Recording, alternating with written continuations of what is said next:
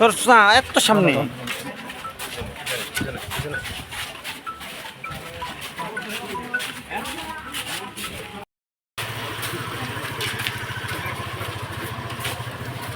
এটা ঘটনাটা এটা নতুন না, দীর্ঘদিনের। এই রাস্তাটা পেছন দিক দিয়ে রাস্তা নির্মাণ হয়েছে, এইটুকু সামান্য একটা ছোট্ট একখানা জায়গা, এটা পেভার ব্লক দিয়ে রাস্তাটা সকলের চলাচলের জন্য সুবিধার্থের জন্য এটা করা হবে।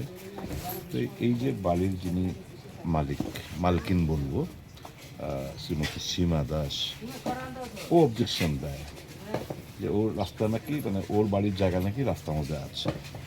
তারপর আমরা কাজ বন্ধ করে এসডিএম এর মারফতে ডিমার্কেশন করা হয়।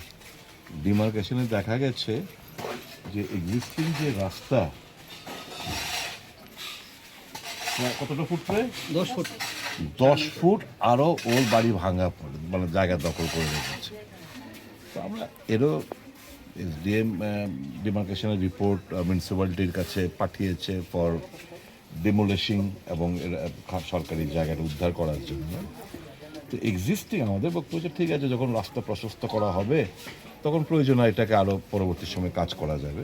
কিন্তু আপাতত এক্সিস্টিং যে রাস্তাটা রয়েছে সেটা এই যে পেভার ব্লক মানুষের চলাচলের অসুবিধা হচ্ছে, সেটা সম্পন্ন করার জন্য আমরা সিদ্ধান্ত নিই এবং অ্যাকর্ডিংলি আজকে কাজ শুরু হয়। কাজ শুরু হওয়ার পর কিছুক্ষণ আগে শুনলাম এই বাড়ির যিনি মালকিন শ্রীমতী সীমা, সকালবেলা পুলিশও এসছে। কাজ শুরু হওয়ার আগে পুলিশও বলেছে, কন্ট্রাক্টরও এসছে, লেবার এসছে, বলেছে আপনারা কাজ করুন। তারপর পুলিশ চলে যায়, অ্যাকর্ডিংলি কাজ যথারীতি শুরু হয়।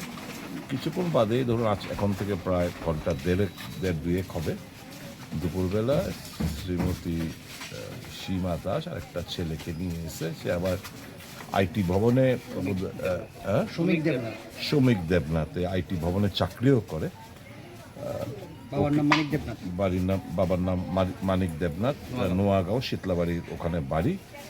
এই দুজন এসে এই যে নির্মীয়মান যে কাজ চলছিল সেগুলোকে ভেঙে দেয় এবং বলে গালাগাল করে, বিশ্রী গালাগাল তো বলে লাভ নেই।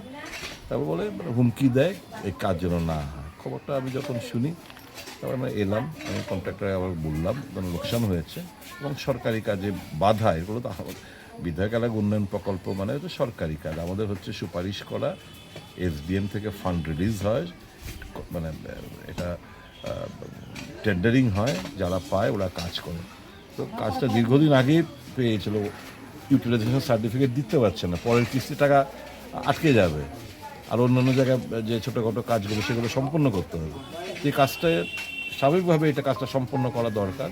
সে মতো আবার কাজ শুরু হওয়ার পরেই এই রাস্তাগুলো যেটুকু করেছিল সেটা সব একটা অংশ ভেঙে গুড়িয়ে দেয়।